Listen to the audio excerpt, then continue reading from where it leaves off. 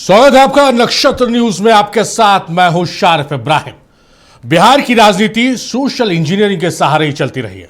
लालू यादव इसके जनक हैं तो नीतीश कुमार इसके पोषक। लेकिन नीतीश के मामले में काफी आगे निकल गए हैं। यही वजह है कि पिछले 20 सालों से सत्ता में बने रहे नीतीश कुमार आज भी सुपर सीएम की भूमिका में नजर आ रहे हैं।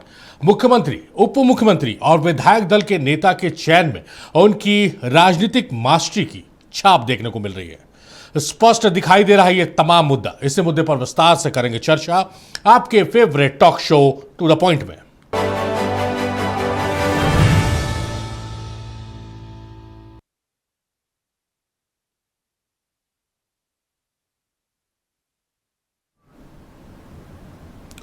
तो नीतीश कुमार ने पहले सम्राट चौधरी को मुख्यमंत्री बनाया और अब श्रवण कुमार को जेडीयू विधायक दल का नेता नियुक्त किया गया है। इस फैसले में नीतीश कुमार के सोशल इंजीनियरिंग की स्पष्ट छाप देखने को मिल रही है। साथ ही यह भी दिखता है कि सत्ता का असली नियंत्रण अब भी नीतीश कुमार के हाथों में ही है। सत्ता पक्ष का मानना है कि उनके फैसले से बिहार में डबल इंजन सरकार की गति तेज हो जाएगी, तो विपक्ष कुछ ही महीनों में बड़े उलटफेर की आशंका जता रहा है। नीतीश कुमार ने एक बार फिर साबित किया है कि सोशल इंजीनियरिंग की कला में उनका कोई मुकाबला नहीं है। कुर्मी समुदाय सत्ता के शीर्ष पद से हटता दिखा तो कोयरी समाज के नेता को आगे बढ़ाकर इसकी भरपाई की गई। वहीं इस फैसले से कुर्मी समाज में असंतोष की लहर दिखी तो नीतीश कुमार ने तुरंत कुर्मी समाज के श्रवण कुमार को जेडीयू विधायक दल का नेता बना डैमेज कंट्रोल किया। एक तरफ कोयरी समाज को सम्राट चौधरी के रूप में बड़ा प्रतिनिधित्व तो दूसरी तरफ श्रवण कुमार के जरिए कुर्मी समाज को अहम भूमिका। इस रणनीति के जरिए नीतीश कुमार ने फिर से उस लवकुश यानी कुर्मी कोयरी समीकरण को मजबूती देने की कोशिश की है जो पिछले 2 दशकों से उनकी सत्ता की ताकत रहा है। इसके साथ ही उन्होंने ये भी संदेश दिया कि सत्ता की चाबी का जातीय मास्टर की अभी भी उनकी ही जेब में है। जिला अध्यक्ष से और वहाँ जो पार्टी के महत्वपूर्ण साथी उनसे मिल रहे हैं। आने वाले टाइम में उनका बिहार में यात्रा भी होगा, अलग अलग जगह जाएंगे और फिर आगे का क्या होना है पार्टी बैठ के तय करेगी। श्रवण जी पार्टी के हम लोगों के सबसे पुराने साथी हैं। शुरुआती दौर में जब 7 एमएलए समता पार्टी में हुए तो उस समय श्रवण जी भी जीते थे और उस समय से पार्टी को हमेशा पूरा बिहार भर का वर्कर जो हमारे कार्यकर्ता श्रवण जी को जानता है। आज हम लोगों के नेता नीतीश जी ने उनको बहुत महत्वपूर्ण जिम्मेवारी हमारे विधायक दल के नेता चुने गए हैं और हम बिल्कुल शुभकामना और बधाई देते हैं। कुर्मी और कोयरी कुल मिलाकर करीब 7% आबादी का प्रतिनिधित्व करते हैं, लेकिन इनका गठजोड़ गैर यादव पिछड़ा वर्ग में एक प्रभावशाली वोट बैंक तैयार करता है। फिलहाल ओबीसी और ईबीसी खेमे में नीतीश कुमार आज भी उनके सबसे भरोसेमंद नेता बने हुए हैं। ऐसे में तमाम अन्य दलों के लिए बिहार की सत्ता हासिल करना बड़ी चुनौती बन सकती है। यही वजह है कि विपक्षी दल एनडीए गठबंधन में फूट की उम्मीद लगाए बैठे हैं और इसी तरह की बयानबाजी कर रहे हैं। अब भारतीय जनता पार्टी स्पष्ट रूप से ये संदेश दिया है कि बिहार में नेतृत्व करता भारतीय जनता पार्टी है, ये भारतीय जनता पार्टी के अनुसार ही सरकार और सरकार की रूपरेखा तय होगी। कैबिनेट में कौन मंत्री बनेंगे नहीं बनेंगे, जनता दलीय अपने कोटे के मंत्रियों का नाम जरूर दे सकते हैं, लेकिन जनता दलीय नेताओं को भी पता है कि जब 3 महीने के अंदर नीतीश कुमार जी के नेतृत्व को भारतीय जनता पार्टी ने फिनिश कर दिया भूंजा पार्टी को माध्यम बना करके, तो आने वाले समय में बिहार कैबिनेट का जो स्वरूप होगा वो भी भारतीय जनता पार्टी के अनुसार ही होगा। देखिए, नीतीश जी की सारी इंजीनियरिंग अब बेकार हो गई। सोशल इंजीनियरिंग जो जातिवाद को एक नाम दे दिया गया था, घनघोर जातिवाद को सोशल इंजीनियरिंग, उसकी पोल पट्टी खुल गई है और अब वो कुछ नहीं कर पाएंगे। मई और जून में जदयू टूटने जा रहा है, बड़ी टूट हो रही है। जदयू के 90% से अधिक विधायक भाजपा में शामिल होने को तैयार बैठे हैं। देखा जाए तो सम्राट चौधरी को मुख्यमंत्री बनाना केवल सत्ता का हस्तांतरण नहीं, बल्कि एक सुनियोजित सामाजिक संतुलन का संकेत है। भले ही सम्राट चौधरी मुख्यमंत्री की कुर्सी पर बैठे हों, लेकिन सत्ता का असली नियंत्रण अब भी नीतीश के हाथों में ही दिखाई देता है। बीजेपी समर्थकों को यह आभास जरूर हुआ कि सत्ता पूरी तरह उनके हाथों में आ गई है, लेकिन जमीनी हकीकत इससे अलग नजर आती है। इसके बावजूद नीतीश कुमार के कद को देखते हुए बीजेपी पिछले 20 सालों से चली आ रही व्यवस्था में कोई बड़ा उलटफेर करना नहीं चाहती। बिहार में एनडीए की सरकार पूरी तरह स्थिर है और विकास के एजेंडे पर मजबूती से काम कर रही है। माननीय सम्राट चौधरी जी के नेतृत्व में सरकार तेज फैसले ले रही है। साथ ही नीतीश कुमार जी का अनुभव और उनका सोशल इंजीनियरिंग का अनुभव समाज के हर वर्ग को साथ लेकर चलने में अहम भूमिका निभा रहा है। यही कारण है कि बिहार में 20 वर्षों से एनडीए की सरकार है। एनडीए में नेतृत्व और अनुभव का यह संतुलन ही हमारी ताकत है। हमारे लिए सत्ता नहीं, बिहार का विकास और 14 करोड़ जनता का विश्वास सर्वोपरि है। विपक्ष के पास मुद्दा नहीं है, इसलिए भ्रम फैलाने की कोशिश हो रही है, लेकिन बिहार की जनता सब समझती है। हथियार डाला है लेकिन चलाना नहीं भूले। मौजूदा सियासी हालात में नीतीश ठीक इसी रणनीति पर चलते दिख रहे हैं।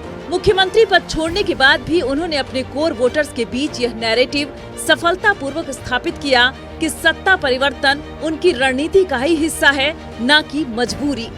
वहीं उनकी सोशल इंजीनियरिंग अभी भी तमाम दलों की रणनीतियों पर भारी पड़ती दिख रही है। मरगूब आलम, नक्षत्र न्यूज, पटना।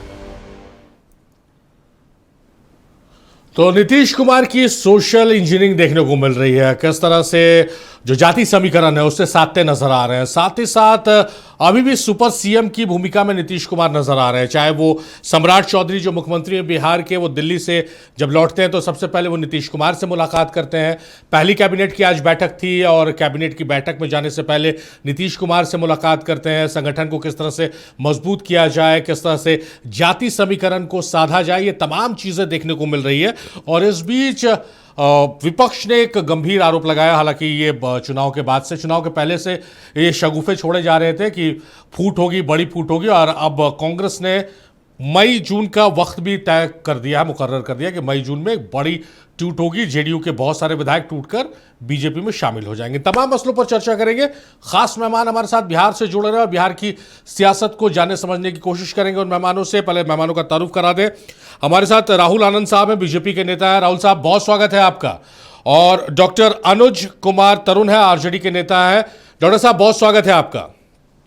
राहुल आनंद साहब से शुरुआत करते हैं। राहुल साहब, जिस तरह से विपक्ष का आरोप है और जो देखने को भी मिल रहा है, सम्राट चौधरी दिल्ली से आते हैं, नीतीश कुमार से मिलते हैं, कैबिनेट की बैठक में जाने से पहले नीतीश कुमार से मिलते हैं। नीतीश कुमार संगठन को मजबूत कर रहे हैं, विधायकों को कह रहे हैं कि 200 सीटें जीतने का लक्ष्य इस बार लेकर चलिए। सुपर सीएम की भूमिका में नजर आ रहे हैं। क्या बीजेपी थोड़ा सफोकेट महसूस कर रही, क्योंकि बीजेपी सत्ता में आने चाह रही थी, बिहार के लंबे समय से सत्ता से गायब थी, तो वो तो अरमान पूरे हो गए हैं। क्या लग रहा है कि वो नीतीश कुमार जो अभी भी बिहार की सियासत में हावी है या फिर अपनी उपस्थिति दर्ज करा रहे हैं, आप लोग थोड़ा असहज महसूस कर रहे हैं?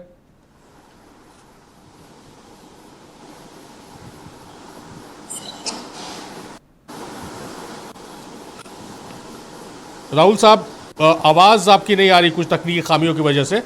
एक बार हम उसको दुरुस्त करने की कोशिश करते हैं। अनुज कुमार तरुण साहब तब तक रुक करते हैं, राहुल आनंद साहब का तब तक ऑडियो में तो राहुल साहब, अगर राहुल साहब आप हमें सुन पा रहे हैं?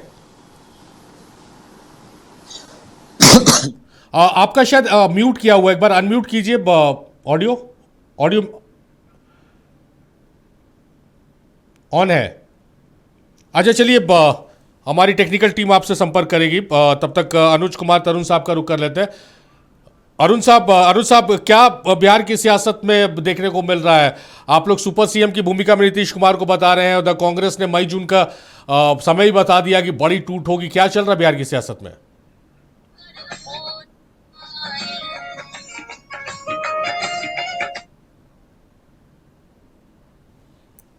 अनुज साहब, आपकी भी जी, हाँ हाँ जी, आवाज आ रही। जी अनुज साहब, शुरू से शुरुआत कीजिए। हाँ, नमस्कार। अब आपके माध्यम से सभी दर्शकों को मैं नमस्कार करता हूँ, आपको भी।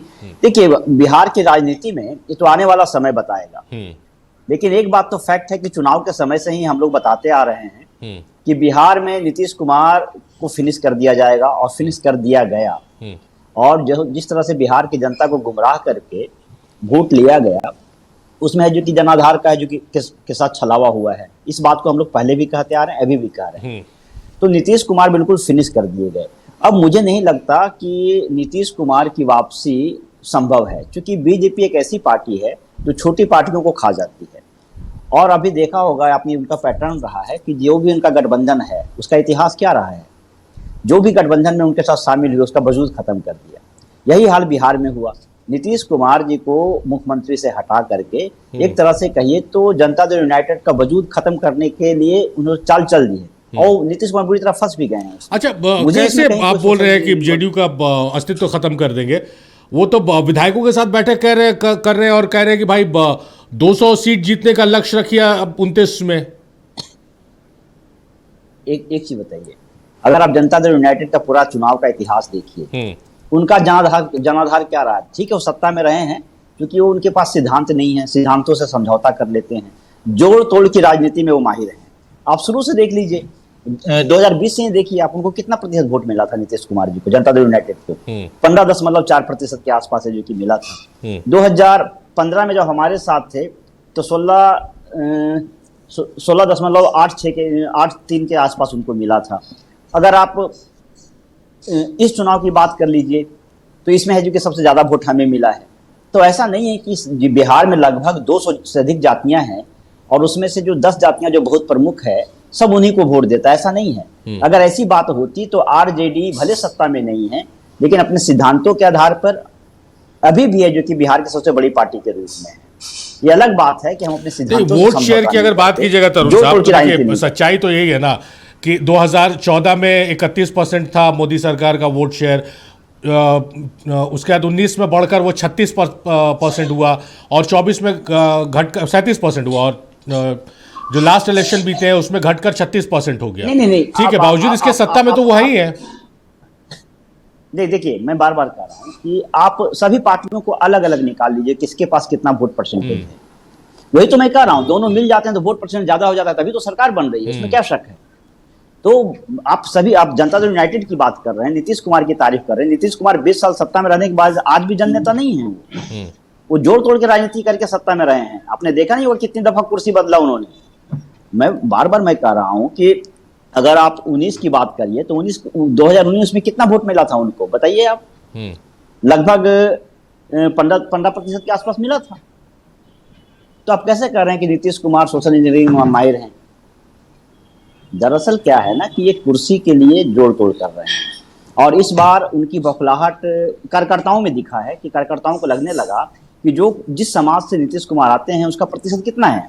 अब बताइए, कुल मिला के मेरे ख्याल से 2.87% के आसपास कुर्मी जाति हैं और कोयरी कुशवाहा को मिला दीजिए तो 4.21 के आसपास है। अगर दोनों को मिला लीजिए, कोयरी कुर्मी और कुशवाहा को, तो 7% 8% के आसपास उनका वोट है। इस वोट बैंक के बदौलत वो जोड़ तोड़ की राजनीति से सत्ता में रहे हैं। आपको याद होगा कि नीतीश कुमार जब अकेले चुनाव लड़े थे तो कितना सीट आया था। तो ऐसी कोई बात नहीं है और बिहार की जनता समझ रही है कि जो समाजवादी विचारधारा की जो धारा चल रही है बिहार की राजनीति, उससे वो नीतीश कुमार समझौता करते रहे। इसलिए SC ST OBC का जो अधिकांश वोट है उनके साथ नहीं है, वो आज भी हमारे साथ है और इसीलिए हम सबसे बड़ी पार्टी के रूप में आज भी हैं वोट प्रतिशत के हिसाब से। चलिए आते हैं अनु साहब आपके पास। राहुल आनंद साहब का रुख करते हैं। राहुल साहब, सवाल मैं दोहराऊं या जो पहला सवाल था वो आप तक पहुंच चुका था?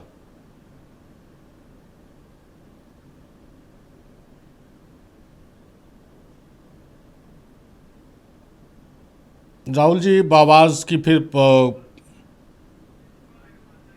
चलिए, किशोर कुणाल साहब जुड़ गए हमारे साथ। किशोर साहब, बहुत स्वागत है आपका, जेडीयू के नेता है, बहुत स्वागत है किशोर साहब आपका। किशोर साहब, मेरी आवाज़ आ रही है आपको? जी जी।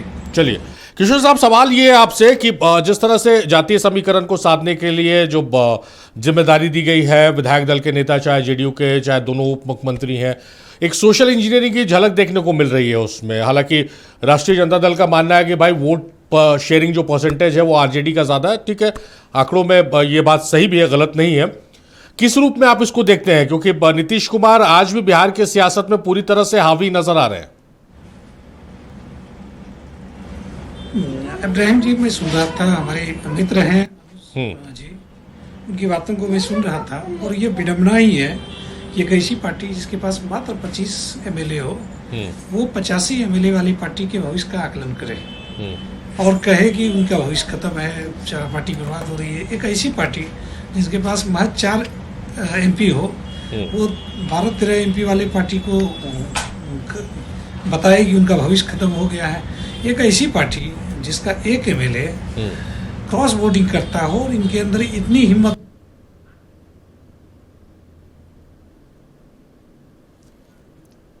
किशोर साहब, आपकी आवाज कट गई है।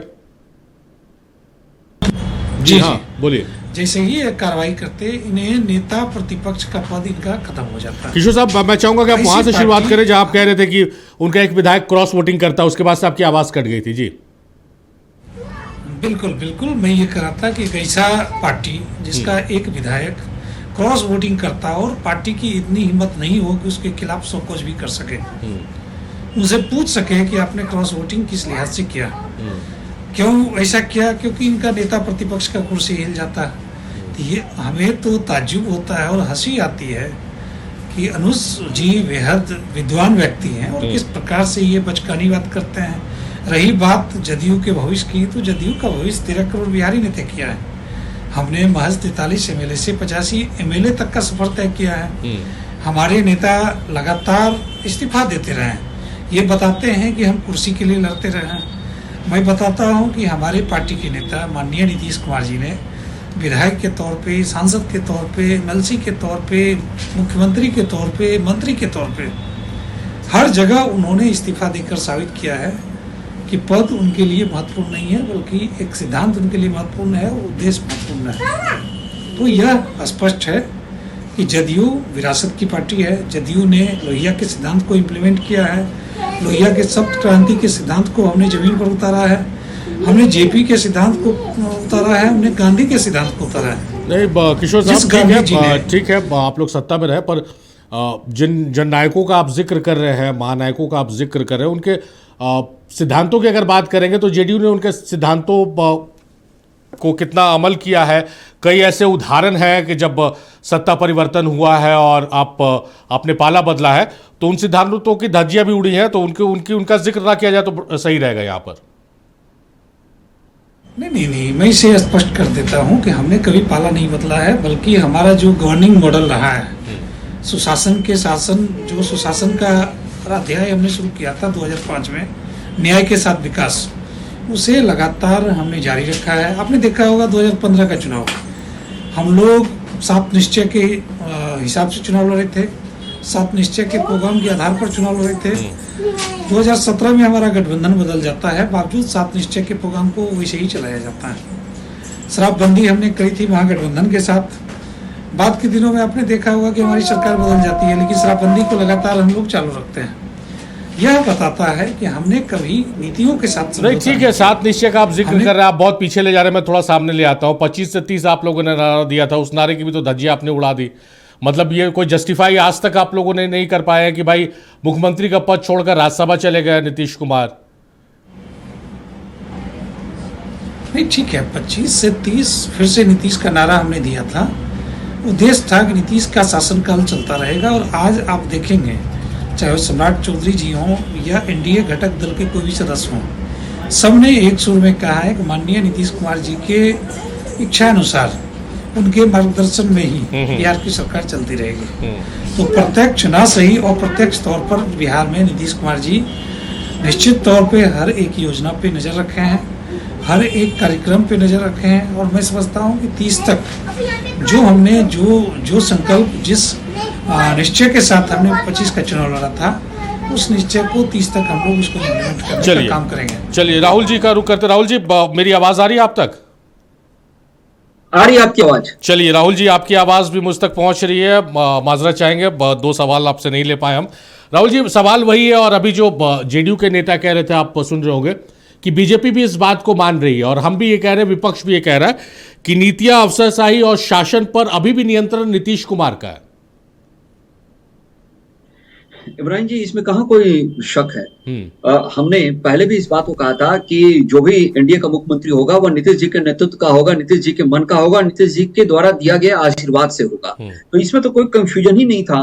दूसरी बात एक सबसे अहम है कि हमने जो पहले भी कहा था कि चलेंगे साथ मिलकर, चलेंगे साथ मिलकर, रहेंगे साथ मिलकर की जो बातें हमने की थी उस पे आज भी हम अपने आप को कायम रखे हैं। और एक जो भरोसा है, जो एक गठबंधन जो भरोसा है, उस भरोसे की जो मिसाल है उसी के दरमियान आज एनडीए का नया मुख्यमंत्री भी दिख रहा है। और ये जो निजाम बदला है वो निजाम सिर्फ और सिर्फ भरोसे के आधार पर ही बदला है। हमें कोई तुष्टिकरण की राजनीति नहीं थी कि हम अपने जो विपक्ष के लोग हैं उनको हम नाराज करें, जो हमारे विपक्ष के लोग हैं उनको हम छोड़ें, ऐसी कभी हमने भावना नहीं रखी। और सिर्फ यही रखा जो सीखने वाली बात थी हमारे गठबंधन में, जो विपक्ष हमसे सीख नहीं पाया। विपक्ष ने हमसे ये नहीं सीखा कि गठबंधन धर्म कैसे निभाना है। विपक्ष सिर्फ और सिर्फ एक दूसरे से लड़ा, एक दूसरे में विश्वास की कमी रही थी, और अपने अंदर जो आत्मीयता होती है अपने को मजबूती के साथ स्थापित करने की, वो विपक्ष ने नहीं साबित की। शायद इसीलिए जब आज आरजेडी 25 सीट पे आकर थम गई और नेता प्रतिपक्ष की कुर्सी एक विधायक से डगमगा सकती है, और कांग्रेस 6 सीट पे आके समट गई, और ऐसे तमाम दल के लोग थे जो आपस में मंत्रिमंडल का विस्तार कर रहे थे और सीएम और डिप्टी सीएम की पद को बांट रहे थे, और जनता ने इन सब चीजों को देखा। बहुत राहुल जी आप जो कह रहे हैं, राहुल जी भरोसे के आधार पर आज आप जो कह रहे हैं, राहुल जी आप जो कह रहे हैं सुनने में बहुत अच्छा लगता है, लेकिन आप यंग हैं, आप बताइए तो आज की राजनीति में वो नैतिकता है जो आप कह रहे हैं कि ऑल इज वेल, दुनिया की सबसे बड़ी पार्टी, क्या वो ये बर्दाश्त करेगी कि बिहार में कभी वो सत्ता पे नहीं रही है, आज सत्ता पर काबिज हुई है, और नियंत्रण जो है नीति का, अफसरशाही का या शासन का, वो उसके हाथ में आज भी ना रहे, कठपुतली की तरह रही है, कहीं से जस्टिफाइड है राहुल जी बीजेपी जैसी पार्टी के लिए? एक आपसे आग्रह इब्राहिम जी, आपसे एक आग्रह होगा कि आपने जो प्रश्न किया वो थोड़ा सा गलत है। गलत क्या है कि एनडीए में भारतीय पार्टी का जो एक वैचारिक गठबंधन है वो सत्ता में हमेशा रही है, और आपने जब नीतीश जी भी मुख्यमंत्री थे तो भगवा का ही परचम वहां लहरा रहा था। जब आप एक मैप निकालेंगे तो गठबंधन की जब चर्चा होगी तो उस गठबंधन में बीजेपी और जेडीयू दोनों साथ साथ नजर आएगी। देखिए, कुछ मतभेद के कारण हम अलग जरूर हुए थे, ये हम मान सकते हैं, लेकिन हमने सत्ता का साथ कभी नहीं छोड़ा, और नीतीश जी को हमेशा साथ में उनके आदर्श के रूप में हम लोगों ने उनको रखा। देखिए, एक बात यहाँ इब्राहिम जी समझना होगा जो बहुत उचित है। देखिए, अभी जो नेता प्रतिपक्ष है हमारे, वो कितने गंभीर हैं इसका अंदाजा लगाया जा सकता है उनकी बातों से, जो प्रतिक्रिया आती है इससे ये साफ स्पष्ट हो जाता है। लेकिन जो नीतीश जी जो सोशल इंजीनियरिंग कर रहे हैं, नीतीश जी ने जिन चीजों को बनाया है वो नीतीश जी ने बीजेपी और जेडीयू साथ मिलकर बनाया है। 2005 की अगर स्वाभाविक गठबंधन की बात करते हैं तो जेडीयू और बीजेपी ही थी। हमने भरोसे का वो अलख और तल्ख जगाया, तभी जाकर आज हम 5 पांडव हैं। और जब 5 पंचतत्व की भी अगर बात की जाती है तो कहीं ना कहीं उसकी एक शुद्धिकरण होती है, और वो जो शुद्धिकरण होता है तभी वायुमंडल में एक सकारात्मक ऊर्जा का संचार होता है। वो 5 पांडव की जो स्थापना थी हम लोगों ने अपने गठबंधन के माध्यम से उन चीजों को रखा है। एक बात मैं आपसे कहूंगा जरूर जो आज के दरमियान समझनी चाहिए, ये जो नीतीश जी को एक स्वभाव के रूप में जो दर्शाने का प्रयास विपक्ष के हमारे साथी कर रहे हैं, वो कहीं ना कहीं इस चीज को भूल जा रहे हैं, और नीतीश जी के ऊपर इतना प्यार वो इसलिए बरसा पा रहे हैं क्योंकि जो सीएम की जो वैकेंसी थी, जो हम लगातार कहते थे, वो अब समाप्त हो चुकी है। आज भी एनडीए आइडियोलॉजी पे है, आज भी एनडीए उस गठबंधन धर्म को निभा रही है, आज भी एनडीए सत्ता के अंदर उन सब चीजों के लिए अगर कुछ कमी है तो उसका सत्यापन करती है, उसको एलिमिनेट कर बाहर निकालती है, और हम इस चीज को एक्सेप्ट भी करते हैं और हमने दिखाया भी है। आज अगर चर्चा कर ली जाए तो आज माननीय मुख्यमंत्री सम्राट चौधरी जी के जो नेतृत्व की जो सरकार चल रही है, वो कहीं ना कहीं जो लंबी लकीर खींची जा चुकी है नीतीश जी के माध्यम से, उस लकीर को और बड़ा कैसे कर सकते हैं, उस लकीर को और मजबूती के साथ कैसे स्थापित कर सकते हैं, उस लकीर, उस नाम को खराब ना हो, इसकी कल्पना और इसकी संरचना करने का काम आज एनडीए मिलकर कर रही है। जो ये कह रहे हैं कि फ्लोर टेस्ट पे भी जाने वाली है सरकार हमारी, और इस बात की चर्चा कर रहे हैं वो कि अभी भी आपसी भरोसे की कमी है, तो मैं इस चीज को बता दूं कि सरकार गठबंधन में बहुत मजबूती के साथ निखर कर आएगी, और इतनी पारदर्शिता के साथ इस राज्य में 4 साल अभी सरकार चलेगी कि आने वाला समय शानदार, जबरदस्त और जिंदाबाद तरीके से प्रतीत होगा। चलिए, डॉक्टर साहब का, डॉक्टर अनुज कुमार का रुख करते हैं। डॉक्टर साहब, आप राहुल साहब कह रहे थे तो हल्की सी मुस्कान आपके चेहरे पे देखने को मिल रही थी, उस मुस्कान का राज भी बता दीजिए और सवाल भी ले लीजिए। कि सवाल ये है कि राहुल जी जो कह रहे हैं कि भाई गठबंधन में सब कुछ ऑल इज ओके, और वो खुल के कह रहे हैं बीजेपी के नेता, लेकिन कह रहे हैं कि भाई नीतीश कुमार के नेतृत्व में ही सरकार चल रही है और आगे भी चलेगी। नीतीश कुमार के जो आप लोगों को कंसर्न है कि भाई सुपर सीएम नीतीश कुमार है तो फिर सत्ता परिवर्तन क्यों हुआ, क्यों बीजेपी के नेता है, उसका जवाब दे रहे राहुल जी। देखिए इब्राहिम जी, राहुल जी का जवाब मैं क्या दूं, मैं इसलिए मुस्कुरा रहा था। ये कह रहे हैं नीतीश कुमार जी पे प्यार दिखा रहे हैं। दरअसल हम प्यार नहीं दिखा रहे हैं, हमें तो हंसी आ रही है कि जब वो 17 महीने की सरकार में नीतीश जी आए थे और सार्वजनिक मीडिया में कहा था कि बीजेपी हमारी पार्टी को बर्बाद कर देना चाहती है, हम मिट्टी में मिल जाएंगे लेकिन नहीं जाएंगे, तो जो कि हमारे तरफ लौटे थे और बचाने के लिए कि हमें बचा लिया जाए, हमने सत्ता में मिलकर सत्ता में भागीदारी निभाई थी। तो ये मुझे मत बताएं कि हम प्यार जता रहे हैं। नहीं, तो उसके बाद भी नीतीश कुमार ने कुछ कहा, उसको भी बता दीजिए। उसके बाद नीतीश कुमार मंच से कहे, सदन में कहे कि हम तो आरजेडी के साथ गए थे पर ये लोग गड़बड़ घोटाला करने लग गया, इसीलिए हम हट गए, अब हम जीवन में नहीं जाएंगे। इसीलिए हम लोग को प्यार नहीं आ रहा है, क्योंकि हमारे साथ रहते हैं तो समाजवादी विचारधारा के साथ रहते हैं और जब उधर जाते हैं तो भटक जाते हैं। आपने देखा नहीं, जब हमारे साथ थे तो नौकरियों पे बात कर रहे थे, जाति जनगणना के सवाल पर हमारे साथ थे, हमने सर्वे भी करवाया था जाति जनगणना को लेकर, लेकिन जैसे ही उधर गए वो है जो कि खटाई में पड़ गया। उसको है जो कि 9वीं अनुसूची में डालना था लेकिन उस पर रोक लगा दिया गया, एक शब्द नहीं निकला इनका।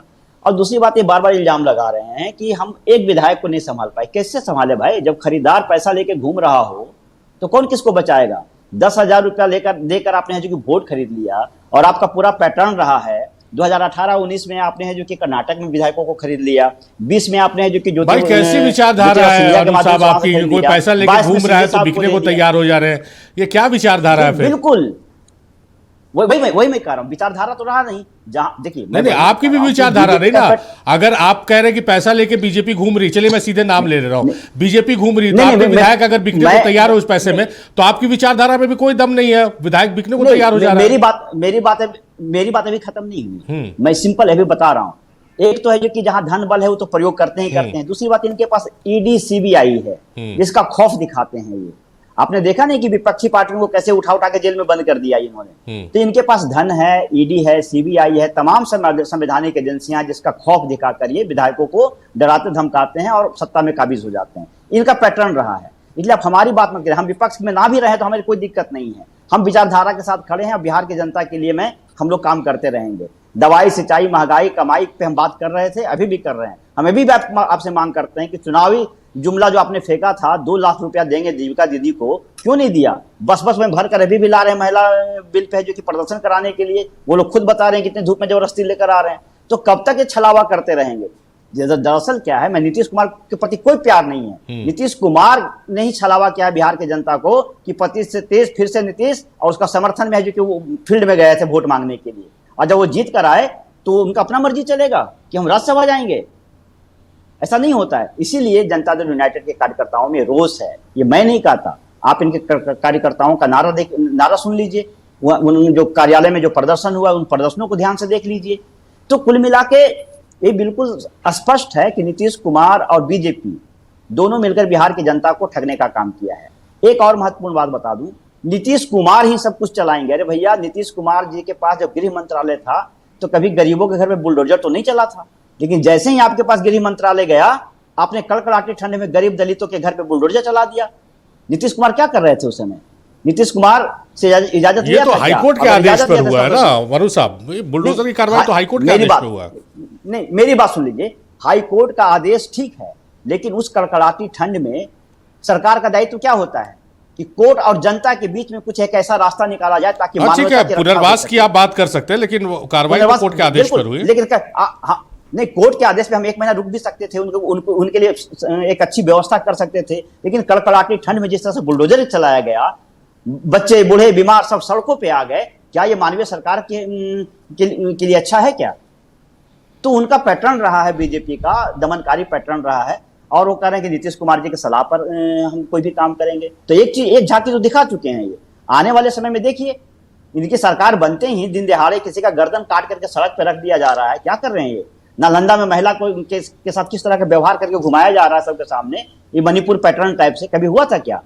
ये हमेशा कहते हैं कि 7 बजे के बाद कोई निकलता था जी, यहाँ तो दिन दिहाड़े है जो कि गला काट दिया जा रहा है। चलिए साहब, गोपाल खेमका जी आते हैं आपके पास।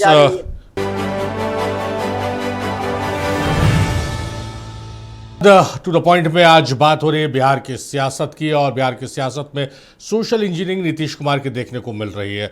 और नीतीश कुमार बिहार की सियासत में उतने ही एक्टिव है जितना मुख्यमंत्री रहते हुए हुआ करते थे, और जायज़ उन्हें सम्मान भी दिया जा रहा है, क्योंकि सम्राट चौधरी जो मुख्यमंत्री हैं वो दिल्ली से आते हैं अपने शीर्ष नेताओं से मिलकर, और सबसे पहले वो नीतीश कुमार से मिलते हैं, कैबिनेट की पहली बैठक करते हैं, और उसमें नीतीश कुमार से मिलने के बाद वो बैठक में जाते हैं।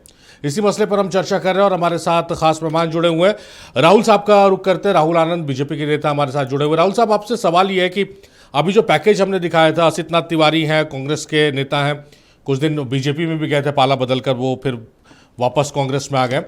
उन्होंने फिर एक नई डेट की घोषणा कर दी है कि मई जून तक जेडीयू के बड़े विधायक जो है, मतलब बड़ी संख्या उनकी है, वो टूटकर बीजेपी में शामिल हो जाएंगे। बीजेपी जो है ऑपरेशन लोटस अपने ही गठबंधन के दरमियान चला रही है, ये आरोप आप लोगों पर है। इब्राहिम जी, कौन क्या कहता है ये महत्वपूर्ण नहीं रखता है, मायने ये रखता है कि जो विपक्ष के जो लोग हैं वो लटका के, अटका के, भटका के जनता की नजर को विचलित करना चाहते हैं। और एक जो संभावना जताने की जो प्रयास की जा रही है वो एक पुराना कहावत है, कांग्रेस का एक व्यवहार भी रहा है कि फुट डालो और शासन करने की जो राजनीति है वो कांग्रेस बखूबी निभाती है और वो करती नजर आई है, क्योंकि कांग्रेस की स्थापना करने वाले लोग अंग्रेज थे और इसका परिचय कांग्रेस ने अक्सर दिया है और हमेशा देते रही है। और अभी आप देख लीजिए बिहार के अंदर अगर तो आरजेडी को हराने के पीछे सबसे पहले बड़ी साजिश तो कांग्रेस की ही थी, और उस कांग्रेस ने उस वक्त आरजेडी को पीछे करने का प्रयास किया। और मैं आपको एक बात और बता देता हूं आपके चैनल पे कि जल्दी ही एक ऐसा वक्त आने वाला है कि 2030 का जो चुनाव होने वाला है उसमें कांग्रेस को आरजेडी की आवश्यकता नहीं पड़ेगी, क्योंकि आरजेडी को कांग्रेस ने दिखा दिया है कि अब हम आपसे कोई समझौता नहीं करेंगे। और ये बात आने वाले समय में फल फूलवित होगी और एक नए गठबंधन जो बनने जा रहा है वो आरजेडी को हटाकर ही होने वाला है। अब सवाल उठता है भारतीय जनता पार्टी के ऊपर जो वो कटाक्ष करने का जो प्रयास कर रहे थे, तो राजनीतिक रोटी सेकने के लिए वो कुछ भी कह सकते हैं, पॉलिटिकल माइलेज लेने के लिए। लेकिन आपको मैं बता दूं कि 2005 से जब हमारा स्वभाव और हमारा व्यवहार नहीं बदला तो आगे इसकी कहीं कोई संभावना नहीं है। और लगातार इस बात को कहा गया है और लगातार हमारे शीर्ष नेतृत्व के लोगों ने इस बात को बहुत जोर के साथ बोला है। वो यही कहा है कि नीतीश जी के नेतृत्व में, नीतीश जी के आशीर्वाद से और नीतीश जी के सानिध्य का वो व्यक्ति होगा जिसको नीतीश जी तय कर देंगे। तो जहां तक सवाल मिलने जुलने का रहता है, तो स्वाभाविक सी प्रक्रिया है कि जो इस राज्य का 20 वर्ष मुखिया रहा हो उससे अगर कुछ चीज सीखने की बातें आती हैं तो ये सबसे पहले उस राज्य के मुखिया को करना चाहिए। चलिए, अनुज साहब का रुक है। अनुज साहब, राहुल जी को आप सुन रहे होंगे, जो हमने एक सवाल उनके पास लेकर हम गए थे, जो असितनाथ तिवारी हैं, जो कांग्रेस के प्रवक्ता हैं, उन्होंने जो आरोप लगाया कि भाई ऑपरेशन लोटस चल रहा है विद इन द एनडीए, तो आनंद साहब उसका जवाब देते हुए कह रहे हैं कि भाई अब आने वाले समय में जो आरजेडी का सूरत हाल होने वाला है, जो गठबंधन है, जो महागठबंधन, जो इंडिया अलायंस है, उसमें आरजेडी को माइनस करके वो गठबंधन आगे बढ़ेगी। इसकी चिंता राहुल जी ना करें। आज भी आरजेडी 1 करोड़ 15 लाख वोट लेकर सबसे बड़ी पार्टी के रूप में है। हमारा वोट में कहीं कोई कमी नहीं है, मामूली सा अंतर है 0.3% के आसपास, इसलिए हमारी चिंता ना करें। नीतीश कुमार जी को डर है, जनता दल यूनाइटेड को डर है, इसलिए वो यात्रा पे निकल रहे हैं कि जिस तरह से बीजेपी ने नीतीश कुमार को किनारा किया है, साइडलाइन किया है, उनके कार्यकर्ताओं में बहुत सही है जो कि शिकायत है, बहुत बेचैनी है और बिल्कुल इस चीज़ को स्वीकार करने के पक्ष में नहीं है। अब नीतीश कुमार जी को लगने लगा है कि शायद सही बात है कि कार्यकर्ता जो है नाराज हैं, अब उन्हें मनाने के लिए यात्रा पे जाने वाले हैं। तो हमारी चिंता ना करें, ये अपने गठबंधन की बात करें। और मुझे लगता है कि ठीक है, समाजवादी विचारधारा के लोग हैं, शायद नीतीश कुमार को फिर अपने पुराने विचारधारा की याद आए, उनको लगे कि सामाजिक न्याय की जो विचारधारा महत्वपूर्ण है, जो धर्मनिरपेक्ष ताकतों के विरुद्ध जो लोग अभी तक काम करते आ रहे हैं उनके साथ हमें नहीं जाना चाहिए। जातीय जनगणना जैसे अहम मसलों पे है जो कि हमें एक बार फिर सोचना चाहिए। तो शायद है जो कि बिहार में कुछ भी हो सकता है, ये वक्त आने वाला समय बताएगा। ये इसमें कोई नई बात नहीं अच्छा, है। पर एक सत्ता पक्ष के तरफ से ये कहा जा रहा है कि विपक्ष को लॉ एंड ऑर्डर के मसले पर अगर छोड़ दिया जाए तो सत्ता पक्ष ने मुद्दा विहीन कर दिया, कोई ऐसा मुद्दा ही नहीं है जिसको लेकर विपक्ष सरकार को घेर सके, चाहे सड़क पर चाहे सदन पर। क्या बात कर रहे हैं आप? इनके विश्वविद्यालयों की हालत देख लीजिए, आप इनके अस्पतालों की हालत देख लीजिए, अपराध का ग्राफ तो है ही, बेरोजगारी के मुद्दा को देख लीजिए, बच्चे जो परीक्षा देकर लौटे हैं, शायद ही कोई ऐसा पेपर है जो लीक ना होता हो। किस मुद्दा पे है जो कि ये सफल है, ये बताइए ना। आज भी बिहार इतने वर्ष राज्य करने के बाद सब चीज में फिसड्डी है। ये तो डेटा से बात करें ना, मुजवानी तो कोई भी कुछ कह देगा। और क्राइम की तो बात ही मत करिए, एनसीआर कहीं रिपोर्ट देख लीजिए आप, जितना क्राइम हमारे समय में जिसको जंगल राज कहते थे, ये तो महाजंगल राज से भी बदतर स्थिति है। कहिए तो मैं एनसीआरबी का मैं डेटा गिना देता हूं मैं। तो इनको कहने से क्या होता है? अब अगर इतना ही अगर ये सफल हो गए थे 20 साल के सत्ता में, तो लोगों को 10,000 रुपया बांटने की जरूरत क्यों पड़ गई? नहीं, ठीक है, मैंने सवाल की शुरुआत ही यही की कि लॉ एंड ऑर्डर के मुद्दे को अगर हटा दीजिए तो बाकी आज कैबिनेट की बैठक में देखिए, आज मुंगेर पर खजाना खोल दिया गया है, कैसे कॉरिडोर बन रहा है, पर्यटक स्थल बनाने की बात है। अब बताइए ना, बिहार का खजाना इतना खाली है कि अपने कर्मचारियों को अभी तक पेमेंट नहीं दिए हैं। ये अपने कुर्सी के ही खेल में उलझे हुए लोग हैं। ना बुजुर्गों को है जो कि पेंशन मिला है, कर्मचारियों को पेमेंट भी नहीं मिला है, हालत खराब है, और एक कुर्सी खेल रहे हैं। राहुल जी, ये तो गंभीर आरोप लगा रहे हैं कि आप लोग कैबिनेट की बैठक में कॉरिडोर की बात कर रहे हैं, बदलते बिहार की बात कर रहे हैं, लेकिन सैलरी तक आप लोगों ने अभी तक नहीं दी है। इब्राहिम जी, जो विपक्ष के जो साथी हमारे हैं वो इस बात की चिंता ना करें कि बिहार की जो संपन्नता और उसकी जो संप्रभुता है उसकी रक्षा करने का जो स्वाभिमान है वो माननीय मुख्यमंत्री जी के पास है, और माननीय मुख्यमंत्री जी इस चीज को बड़ा स्पष्ट करेंगे। और ये जो लोन लेने की जो प्रक्रिया है वो कोई नई प्रक्रिया नहीं है। आप जाकर देख लीजिए, कर्नाटका में इंडिया अलायंस के लोगों की सरकार है, अब बंगाल में देख लीजिए इंडिया अलायंस के लोगों की सरकार है, लेकिन कभी भी कोई भी जब लोन की प्रक्रिया होती है तो उसमें जो जीएसडीपी होता है उससे ऊपर नहीं होना चाहिए, उसके अगर नीचे है तो अगर उस पैसे का इस्तेमाल आप विकसित योजनाओं को बढ़ावा देने के लिए कर रहे हैं तो आने वाले समय में आपकी जो मजबूती है वो निखर कर आती है और बहुत प्रखरता के साथ आपको स्थापित करती है। एक बात बिल्कुल स्पष्ट है यहाँ पे इब्राहिम जी, वो ये है कि जो बिहार सरकार ने जो अपने तय समय के अंदर जिन वादों को किया था चुनाव में जाने के पहले, उन वादों को तय समय के अंदर निष्पादन करना है, यही हमारा नीति है। देखिए अनु साहब, राहुल आनंद साहब बहुत सरल शब्दों में कह रहे हैं कि भाई विपक्ष को चिंतित होने की जरूरत नहीं है, जो चुनावी वादे हैं तय समय में वो तमाम वादे पूरे होंगे, आप इंतजार कीजिए, आप देखते रहिए। क्या क्या बताऊं तुझको, क्या क्या सुनाऊं तुझको, इस जिंदगी का हालत सागर से कम नहीं है। अब इनकी घोषणाओं का मैं क्या कहूंगा, जनता से जाकर पूछिए ना कि क्या हाल है। इन्होंने वादा किया था कि 125 यूनिट फ्री दे देंगे, अभी बिजली का दर क्या है भाई, 8 रुपए पर यूनिट कर दिया आपने। 25 में तो जनता से पूछा, जनता ने बीजेपी मतलब एनडीए कहा। कहा 10,000 रुपए अगर नहीं बांटे हो तो कुछ नहीं कहते भाई। सत्ता में देखिए, सत्ता में तो एनडीए है ना, तो जनता ने तो एनडीए पे मोहर लगाई, आप पे मोहर नहीं लगाई। देखिए इब्राहिम जी, मैं बार बार कह रहा हूं कि जनाधार वाली सरकार नहीं है, ये मैनेजमेंट वाली सरकार है, ये जोड़ तोड़ वाली सरकार है, ये जातीय समीकरण को जोड़ तोड़ कर की सरकार में है। अपना जनाधार दोनों पार्टियों में से नहीं है। बीजेपी तो कभी नसीब ही नहीं रहा बिहार की सत्ता। और नीतीश कुमार कभी अकेले दम पे कभी चुनाव लड़ते हैं तो पता है आपको 2014 में लड़ा था कितना प्रतिशत वोट था, 15% के आसपास। इनकी सच्चाई है। कभी इनको नसीब हुआ क्या कि 20%? अच्छा, दोनों बात आप ही कहते हैं अनुज साहब, दोनों बात आप ही कहते हैं, कैसे संभव है? आप लोग कहते हैं कि भाई नीतीश कुमार को आगे रखकर बीजेपी ने चुनाव जीत लिया और फिर नीतीश कुमार का पत्ता साफ करके उन्हें राज्यसभा भेज दिया। उसकी तरफ दूसरी तरफ आप वोट शेयर परसेंटेज 16% बताकर कहते हैं कि भाई जेडीयू का जनाधार नहीं है। तो दोनों चीज कैसे संभव हो सकती है? नहीं, देखिए हमने क्या कहा, जब दोनों मिल जाते हैं, दोनों मिलने के बाद उन्होंने वादा किया था ना, ताकि बीजेपी को तो अकेला कोई जनाधार ही नहीं है। नीतीश कुमार जी के पास जो 15-16% जो वोट है उसको उन्होंने जोड़ लिया लालच देकर के नीतीश कुमार ही मुख्यमंत्री बनेंगे।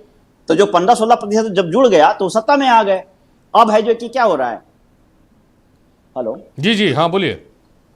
तो वही मैं कह रहा हूं कि जोड़ने के बाद जोड़ तोड़कर तो सरकार में बन जाते हैं ये। और चूंकि 15% वोट जो नीतीश कुमार जी को है, नीतीश कुमार जी के मिलता है। अगर नीतीश कुमार जोड़ तोड़कर मुख्यमंत्री प्रचंड नहीं होते बहुमत तो के साथ सत्ता में आए, आप कह रहे जोड़ तोड़कर बने हैं। कहाँ प्रचंड, वही कह रहे हैं ना, नीतीश कुमार जी को और बीजेपी को अलग अलग करके देखिए ना, कहाँ प्रचंड बहुमत है भाई, दोनों का वोट प्रतिशत क्या है। यही मैं कह रहा हूं ना कि जो बिहार की धरती समाजवादियों की धरती रही, SC ST OBC के जो लोग हैं वो नीतीश कुमार को वोट दिए। जो 15% उनका जो वोट प्रतिशत है, EBC वाला और OBC और SC के कुछ वोट मिला के 15% वोट है, वो नीतीश कुमार के चेहरा पे वोट मिला। बाद में नीतीश को नारा लगाया उन्होंने 25 से 30 फिर से नीतीश, लेकिन 3 महीना में फिनिश कर दिए गए नीतीश। तो ये तो छलावा तो है ही ना। चलिए अब फिर से राहुल आनंद साहब का रुख करते। राहुल साहब, वही सवाल लेकर आपके पास आ रहे हैं, जिस तरह से विपक्ष के जो साथी हैं आपके, उनका कंसर्न है कि भाई चुनावी वादे आप लोग, क्योंकि अभी तक आप लोग तो सत्ता परिवर्तन, सत्ता का ट्रांसफर हुआ, उसके बाद फिर नए मुख्यमंत्री आए हैं, आज पहली कैबिनेट की बैठक हुई है, तो कब तक उन वादों को पूरा किया जाएगा? देखिए, एक लॉ एंड ऑर्डर का मुद्दा उठा रहे हैं, बेरोजगारी का मुद्दा उठा रहे हैं, ये तमाम मुद्दे जो है ये चले आ रहे हैं, ये आज के नहीं है या बीते चुनाव के नहीं, ये कई चुनावों से ये मुद्दे चले आ रहे हैं और इन मुद्दों को शायद जिंदा भी रखा जा रहा है। इब्राहिम जी, बड़ा ही स्पष्ट है कि जो एनडीए ने जो वादों को किया था और जिस विचार के तहत वो जी चुनाव में गई थी, उस सब का निष्पादन तय समय के अंदर की जाएगी। और जो ये बेरोजगारी की जो बातें बताने का प्रयास कर रहे हैं और जो पैसे देने की जो बात आ रही है, तो अभी तो कुछ दिन पहले कुछ किस्त रिलीज किया गया है उन महिलाओं को जिसको रोजगार देने के लिए सरकार ने इस बात की कमिटमेंट की थी। यहाँ एक बात और समझना होगा, जो वास्तविकता है कि जब भी कोई आपके प्रदेश में आएगा तो वो 3 चीजों को ज्यादा ध्यान देता है। पहला, वो देता है कि आपका इंफ्रा कैसा है। दूसरा देखता है कि आपके यहाँ की जो व्यवस्था है, जो संसाधनों की जो उपलब्धता है, वो कितने तय समय में कहाँ से कहाँ आ सकती है। तो जो इंफ्रास्ट्रक्चर का जो निर्माण किया गया है वो इसी परिवेश में किया गया है और ये एक दिन का कार्य नहीं है। इस कार्य को करने में लंबा वक्त लगता है, लेकिन जो हमने वादे किए थे चुनाव में जाने से पहले, उस वादों को हमें करना है और जनता के बीच में हमको पुनः जाना है और फिर से उनके बीच में हमने क्या रिपोर्ट कार्ड में लिखना है और वो जनता की नजरों के सामने पेश करके फिर से हमें चुनकर सत्ता के करीब आना है और सत्ता पे काबिज होना है। तो ये बिल्कुल स्पष्ट है कि हमारी जो शैली है काम करने की वो शानदार रही है और जो जवाबदेही तय होती है लॉ एंड ऑर्डर को भी लेकर, जो जवाबदेही तय होती है, इसकी भी चर्चा होनी चाहिए और एक खुले वातावरण में चर्चा होनी चाहिए। आपको मैं बता दूं कि आज ही एक एनकाउंटर किया गया है पटना के फुलवारी शरीफ में और जो लॉ एंड ऑर्डर है बस कुछ दिन का और वक्त है, हफ्ता 10 दिन की बात है। उसके बाद आप देखिएगा कि जो लोग उपद्रवी हैं, जो उपद्रव फैलाने का काम कर रहे हैं, उनके परिजन कुछ दिन बाद बिहार की मोक्ष की धरती गया जिनमें पिंडदान करते नजर। राहुल जी, ये तो मतलब लॉ एंड ऑर्डर का की जो सूरत हाल है बिहार में, आप लोगों ने इसको चुनावी मुद्दा बनाया था। जंगल राज आरजेडी के समय कैसा था और क्या आंकड़े थे, आप लोगों ने तमाम पेश किया। गृह मंत्री जब बनाया गया था सम्राट चौधरी को, जब भी मुख्यमंत्री हैं, तो उन्होंने पहले ही आदेश यही किया था कि जो भाई असामाजिक तत्व है वो बिहार छोड़ दें, क्योंकि अब उनकी चलने वाली नहीं है। पुलिस के लिए भी लंबी चौड़ी उन्होंने निर्देश जारी किया था, लेकिन सूरत हाल कुछ ज़्यादा बदला नहीं है और इसको लेकर विपक्ष लगातार आप लोगों पर हमलावर है। अभी जैसे डॉक्टर साहब ने भी जिक्र किया 2-3 घटनाओं का, जिसने नेशनल में वो हेडलाइन बनी कि पूरा भारत उस खबरों को देख रहा है जो बिहार से निकल कर आ रही है अपराध की। तो इस पर कब तक अंकुश लगेगा? इब्राहिम जी, बिल्कुल स्पष्ट है, जो घटनाएं घटी है उसके ऊपर पुलिस ने तत्काल कार्रवाई कर उस अपराधियों को पकड़ा है और सलाखों के पीछे डाला है। यानी कहने का तात्पर्य यह है कि अगर पूरे देश के रिक्शे को उठाकर देख लिया जाए तो बिहार पुलिस की जो कार्य करने की जो शैली है उसकी गुणवत्ता बढ़ी है और अन्य प्रदेशों से बेहतर हुई है। चाहे वो क्राइम कंट्रोल की बात की जाए या फिर सजा दिलाने की बात की जाए या फिर आधुनिकीकरण से उन अपराधियों को पकड़ने की बात की जाए, सब में बिहार फिलहाल अन्य प्रदेशों से अच्छा प्रदर्शन कर रहा है। चलिए अब देखते हैं अनुज साहब आपकी इस आंकड़े और इस बात से कितना सहमत होता है। अनुज साहब, सहमति है क्या? दरअसल राहुल जी की आवाज बिल्कुल साफ मेरे कानों तक नहीं पहुंच रही है, थोड़ा एक बार दोहरा दें तो। राहुल जी कह रहे हैं कि भाई अपराध हो रहे हैं, वो कह रहे हैं इस बात को मान रहे हैं, लेकिन पुलिस त्वरित कार्रवाई कर रही है, अपराधियों को गिरफ्तार कर सलाखों के पीछे पहुंचाया जा रहा है और दूसरे राज्य से कंपैरेटिवली बिहार में अब अपराध नियंत्रण में बिहार सरकार, बिहार पुलिस प्रशासन तेजी से कार्रवाई कर रही है। देखिए, ये तो रटा रटाया डायलॉग आज से नहीं, बहुत दिनों से ही कह रहे हैं। कोई अपराधी बचा है जी? हम सबको पकड़ लेते हैं, लेकिन किसी की हत्या हो जा रही है, किसी की अस्मिता लूट ली गई है, किसी का इज्जत चला गया, और यह एक ही रटा रटाया डायलॉग बोलते हैं अपराधी को हम पकड़ लेते हैं। अरे भैया, घटना घट क्यों रही है?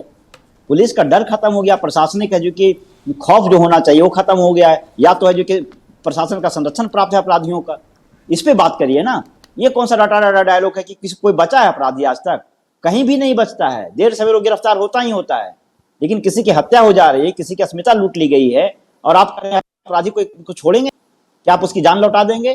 क्या आप उसकी अस्मिता लौटा देंगे? तो बेकार वाली बातें, इनका रटा रटा डायलॉग है ये। चलिए, तो बिहार की सियासत में बहुत कुछ हो रहा है। चुनाव के बाद से लगातार बिहार की सियासत से ऐसी खबरें निकल कर आ रही है जो देश में जिसकी चर्चा हो रही है, और अभी जिस तरह से सोशल इंजीनियरिंग की चर्चा हो रही है नीतीश कुमार की, उसको हमने डिबेट में लेकर आया था और दर्शकों ने सुना है, देखा है, समझा है। दर्शक इस बात का आकलन करेंगे कि बिहार की सियासत किस तरफ जा रही है। क्या सोशल इंजीनियरिंग में नीतीश कुमार ने जो मास्टरी की है वो आज भी देखने को मिल रही है। चलिए, बहुत शुक्रिया राहुल आनंद साहब, आपका, आपने अपना कीमती वक्त दिया है। डॉक्टर अनुज कुमार साहब, आपका बेहद शुक्रिया। कुणाल साहब हमारे साथ जुड़े थे, उनका बेहद शुक्रिया। आप लोगों ने अपना कीमती वक्त नक्षत्र न्यूज़ को और इस डिबेट को दिया। तो मेरे साथ फिलहाल इस विशेष में इतना ही। देखते रहिए।